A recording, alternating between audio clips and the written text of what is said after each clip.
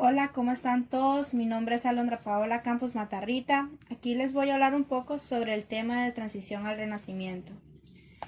El Renacimiento del siglo XII se refiere a una serie de cambios económicos, sociales, políticos, ideológicos y culturales que afrontó Europa del siglo XII.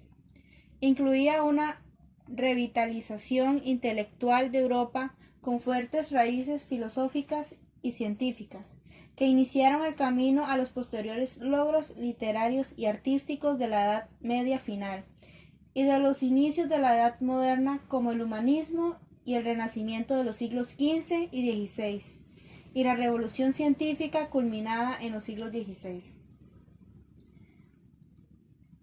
Concepto de Charles Haskins.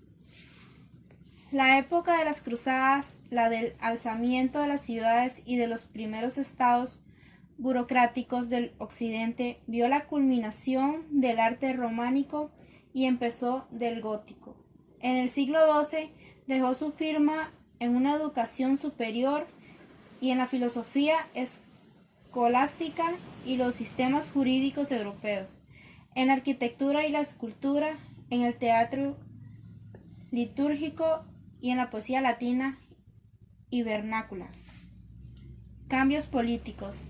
Tenemos dos importantes procesos políticos que se desarrollaron en Europa. Primero, el sistema feudal europeo se extendió considerablemente en tierras emplazadas hasta entonces fuera del mismo. Segundo, comenzó el proceso de centralización que fue transportado lentamente las monarquías feudales y monarquías autoritarias, y que terminó por dar origen a las naciones-estados ya en la Edad Moderna. También se produjo varias expansiones, como la expansión en la península, en Italia, Islas Británicas, Escandinavia, Europa Oriental y Próximo Oriente y Polonia.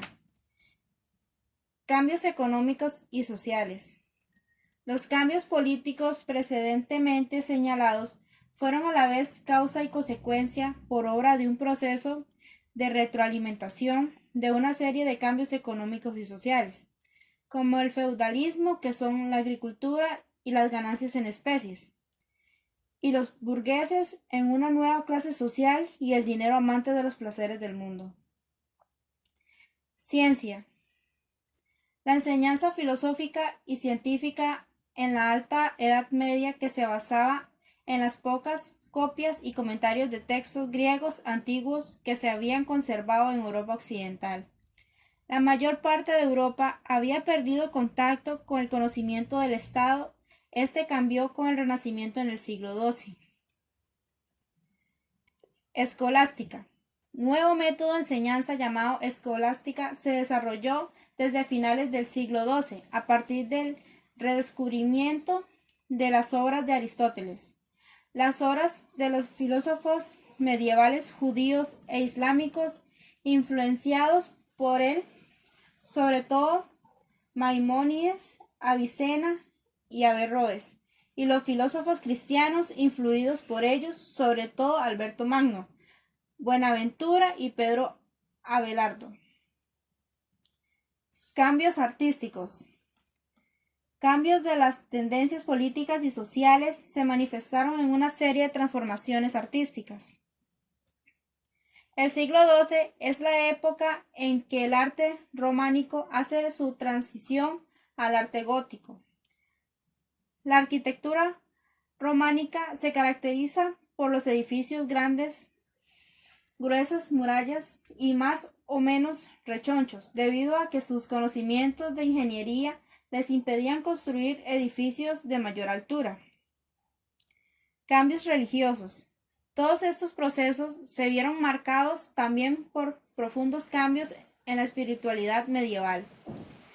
La Iglesia Católica, el organismo religioso predominante de la época, estuvo evocado a profundos cambios intelectuales.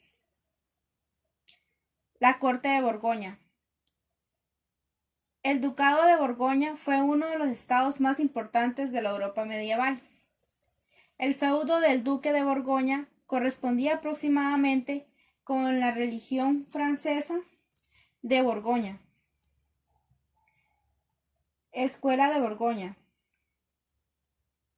La Escuela de Borgoña fue un grupo de compositores activos en el siglo XV. Actualmente es el norte y el noroeste de Francia, Bélgica y Países Bajos, centrados en el corte de los duques de Borgoña. Estilos y formas musicales. Los compositores borgoñones favorecieron formas de la música profana. Mientras estuvieron trabajando en las tierras de Borgoña, se conserva mucha música sacra, especialmente de aquellos compositores que pasaron temporadas en Italia.